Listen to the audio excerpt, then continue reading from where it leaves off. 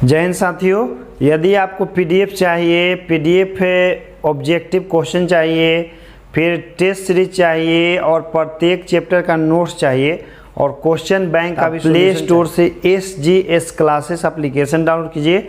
उस पर आपको सारा वीडियो पीडीएफ जो भी टेस्ट सीरीज क्वेश्चन बैंक का सॉल्यूशन सब आपको मिल जाएगा। आज हम लोग को पढ़ना है आवर्त चक्र, जिसको हम लोग क्या बोलते हैं, मेंसुरल साइकिल बोलते हैं। शॉर्ट फॉर्म में इसको MC बोला जाता है। ये होता क्या है, तो मनुष्य, कपी और बंदर में एक चक्र चलता है। मादा में मनुष्य, बंदर और कपी में उसके शरीर में एक चक्र चलता है, जिस चक्र को हम लोग आवर्त चक्र कहते हैं। यह आवर्त चक्र जो है मनुष्यों में 28 से 30 दिन का होता है। किसी किसी महिलाओं में 31 दिन का भी हो जाता है, किसी किसी महीने में। तो ये सब हम लोग बारी बारी से पढ़ेंगे कि होता क्या है और ये कैसे काम करता है महिलाओं के शरीर में। ऐसे महिलाओं के शरीर में जो मासिक धर्म शुरू होता है वो 9 से 11 वर्ष की उम्र में शुरू हो जाता है।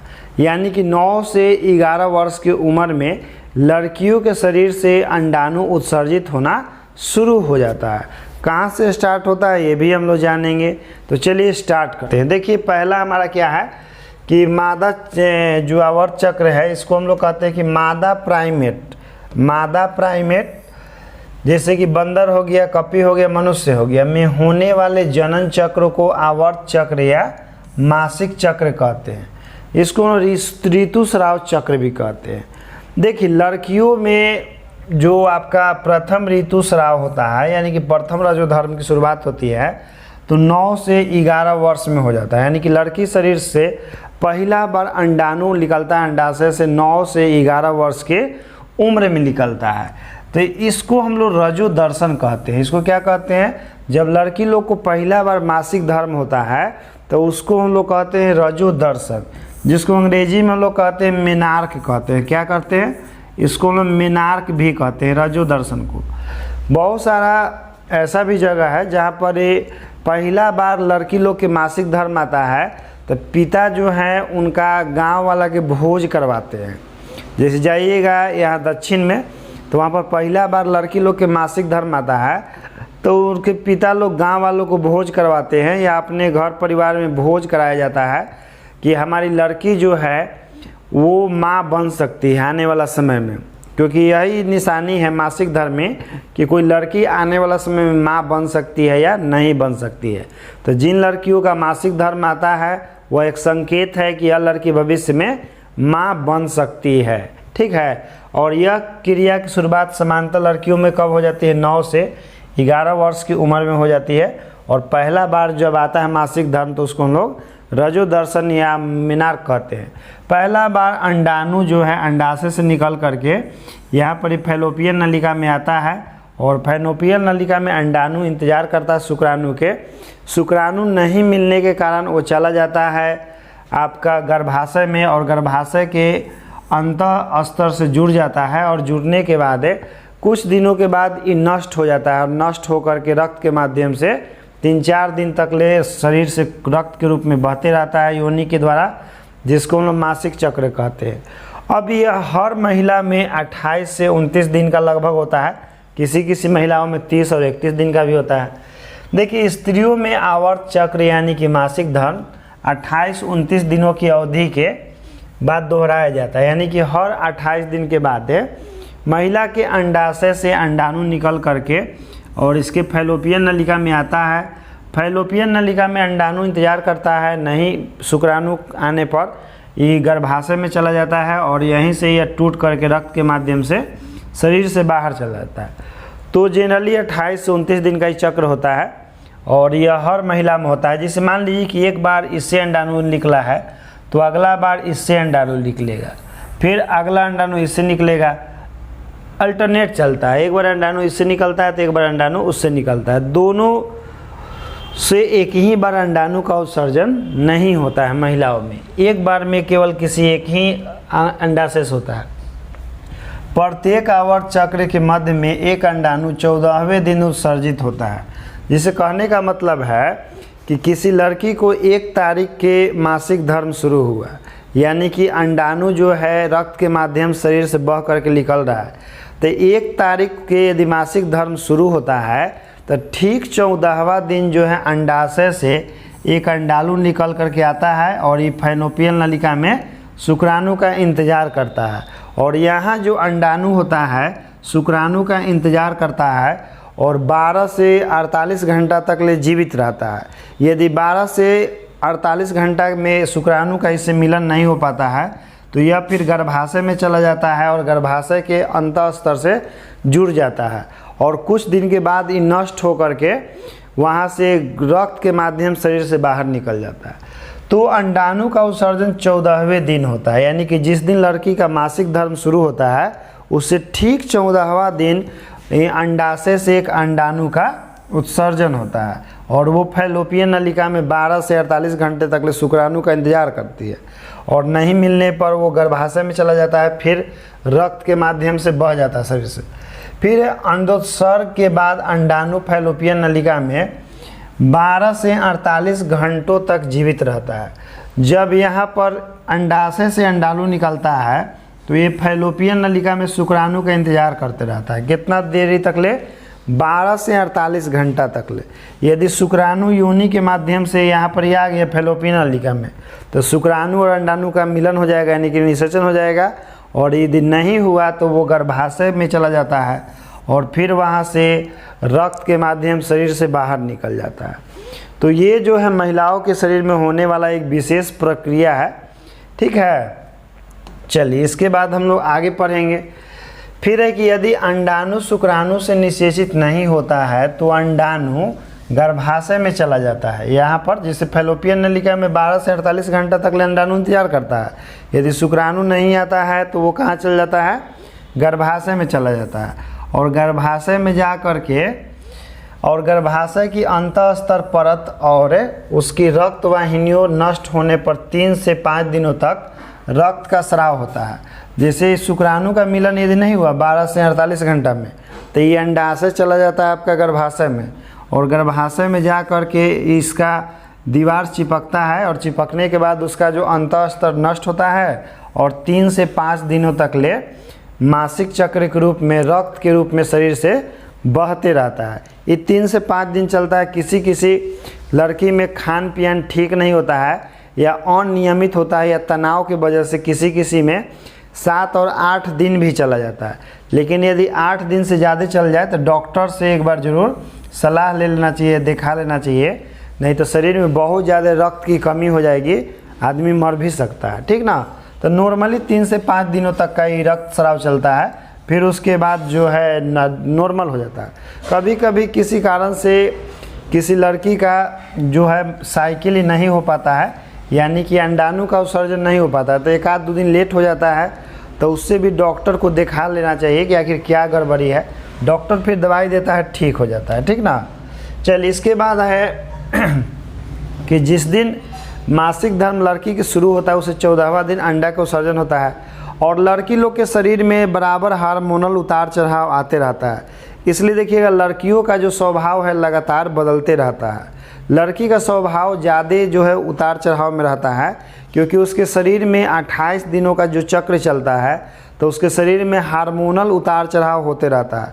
हार्मोन का स्तर बढ़ते घटते रहता है तो मूड बदलते रहता है लड़कियों लोग का, तो चिड़चिड़ाहट आ जाता है। खास करके जब मासिक धर्म के समय होता है लड़कियों में, यानी कि जब रक्त का स्राव होता रहता है तो उस समय लड़कियां ज़्यादा चिड़चिड़ा जाती है क्योंकि शरीर में रक्त की मात्रा कुछ ज़्यादा ही कम हो जाती है, इसीलिए चिड़चिड़ाहट आ जाता है। तो लड़कियों के शरीर में उतार चढ़ाव और जो मूड चेंजिंग होता है वो सब हार्मोन की वजह से होता है क्योंकि हार्मोन हमेशा बदलते रहता है। पुरुष के शरीर में हार्मोनल उतार चढ़ाव नहीं आता है, तो पुरुषों का विचार और मन थोड़ा स्थिर रहता है, लेकिन महिलाओं के शरीर में लगातार हार्मोनल बदलाव होते रहता है। फिर है कि स्त्री में आवर्त चक्र 50 वर्ष की आयु में लगभग बंद हो जाता है। इस स्थिति को रजनोवृत्ति या मीनोपाज कहते हैं। जैसे लड़की लोग में मासिक धर्म शुरू होता है 9 से 11 वर्ष की आयु में और समाप्त हो जाता है कब? 50 वर्ष की आयु में। किसी किसी महिला में 45 वर्ष में भी अंडोत्सर्ग बंद हो जाता है। यानी कि महिला अब जो है 50 साल के बाद है उसके शरीर में मासिक चक्र बंद हो जाता है, यानी कि अंडा का उत्सर्जन बंद हो जाता है। तो इस अंतिम बार जो होता है उसको हम लोग क्या कहते हैं, रजोनी वृत्ति या मीनोपाज कहते हैं।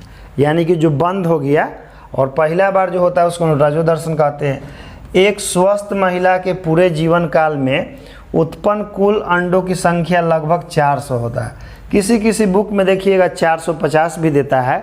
लेकिन जब महिला लोग गर्भवती होती है, यानी कि अंडाणु और शुक्राणु का मिलन हो जाता है, तो भ्रूण का विकास होने लगता है और उस दौरान 9 महीना तक ले महिला के शरीर में मासिक चक्र नहीं होता है। यानी कि जब महिला जो है माँ बन जाती है, गर्भवती हो जाती है, तो 9 महीने तक ले मासिक चक्र नहीं आता है, ठीक ना। फिर मासिक चक्र जैसे महिला फिर बच्चे को जन्म दे देती है, और जब तक ले बच्चा को महिला दूध पिलाते रहती है तब तक ले महिलाओं के शरीर में मासिक चक्र नहीं आता है। यानी कि मान लीजिए कि यदि बच्चा का जन्म हुआ है तो 4-5 महीना तक ले यदि महिला दूध पिलाते रही बच्चे को, तो उसको 4-5 महीने तक ले उसको मासिक चक्र नहीं आएगा। तो 9 महीना ऐसे हो गया मासिक चक्र नहीं आएगा, 4-5 महीना दूध पिलाएगी बच्चे को, तो टोटल 14 महीना हो गया। और हर महिला जो है अपने जीवन काल में संतान को जन्म देती ही हैं। तो ऐसे किसी किसी बुक में 450 दे रहता है, लेकिन ज़्यादा मेरे हिसाब से 400 ज़्यादा उचित रहेगा। क्योंकि महिला जब माँ बनती है तो एक बार माँ बनती है तो 14 महीना तक ले अंडा का उत्सर्जन होबे नहीं करता है। 9 महीना गर्भधारण के दौरान और 5 महीना जब तक ले महिला दूध पिलाती है बच्चे को, उस समय मासिक धर्म नहीं चलता है। फिर 5 महीने के बाद मासिक धर्म शुरू हो जाता है। यानी कि महिला के शरीर से अंडोत्सर्ग होता है, फिर वो नष्ट हो जाता है अंडा, और रक्त के माध्यम शरीर से बह के निकलते रहता है, ठीक है। तो एक स्वस्थ महिला के पूरे जीवन काल में उत्पन्न कुल अंडों की संख्या लगभग 400 होती है। जबकि महिलाओं के शरीर में टोटल अंडा जो है 3 लाख से 4 लाख अंडा होता है। यानी कि महिला के शरीर में 3 लाख से 4 लाख अंडा होता है, लेकिन वो पूरे जीवन काल में मात्र 400 अंडे का ही उत्सर्जन कर पाती है। बाकी अंडा नष्ट हो जाता है 1 लाख से 2 लाख, और 1 लाख से 2 लाख बच्चा रहता है, ओकरे में से मात्र 400 अंडा का उत्सर्जन कर पाती है महिला के शरीर। बाकी महिला के शरीर में ही अंडा रह जाता है, ठीक ना। तो इसके बाद हम लोग पढ़ेंगे आगे कि शुक्राणु जनन और अंडाणु जनन में अंतर। ये तो आप जानते हैं कि शुक्राणु जनन पुरुषों के वृषण में होता है, और अंडाणु जनन जो होता है महिला के अंडाशय में होता है। और देखिए यहाँ पर क्या क्या अंतर है। शुक्राणु जनन की प्रक्रिया वृषणों में होती है, और अंडाणु जनन की प्रक्रिया अंडाशयों में होती है। बिल्कुल सही है। इसमें वृद्धि प्रावस्था छोटी होती है। वृद्धि प्रावस्था मतलब कम समय में विकसित हो जाता है, और कह रहा है कि इसमें वृद्धि प्रावस्था बहुत लंबी होती है। ये 28 दिनों का समय लगता है। पुरुष के शरीर में डेली 10 के पावर 12 से 10 के पावर 13 शुक्राणु बनता है रोज।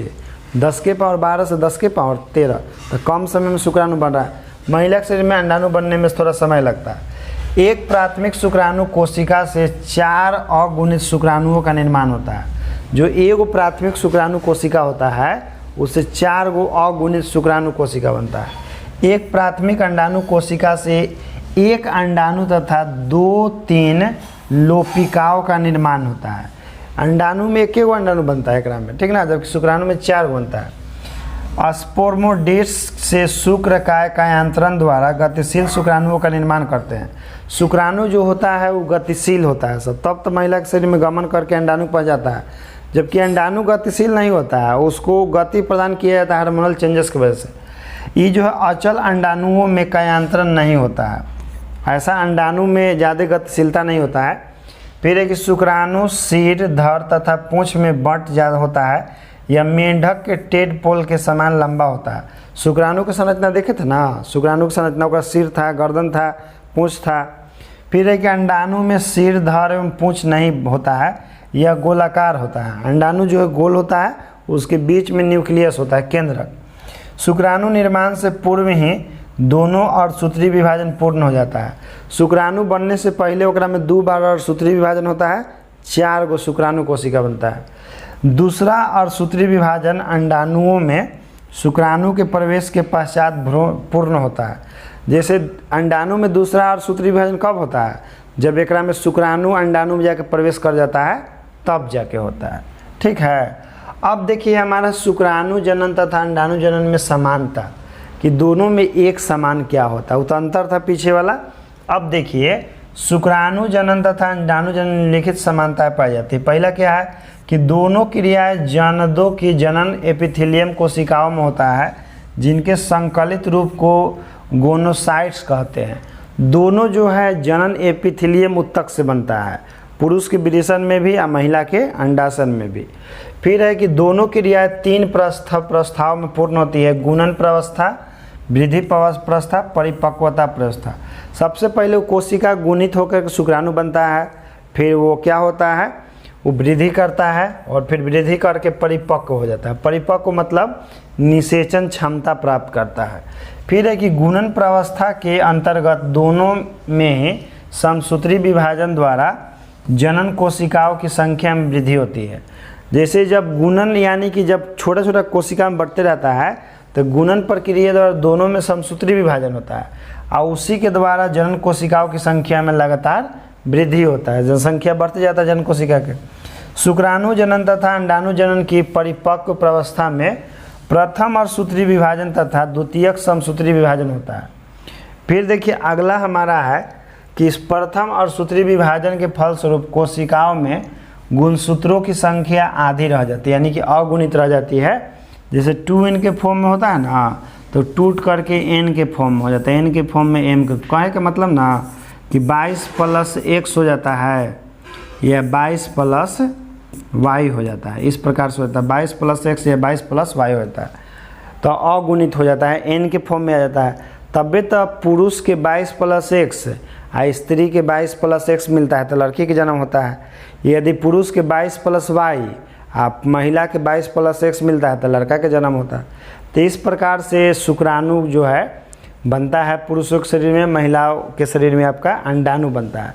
और जान गए कि अंडाणु कैसे कैसे काम करता है, कैसे कैसे जिंदा रहता है, ठीक ना, कितना दिन तक ले जिंदा रहता है। तो इस वीडियो में इतना ही, फिर हम आपसे मिलते हैं अगला वीडियो में। जय हिंद साथियों।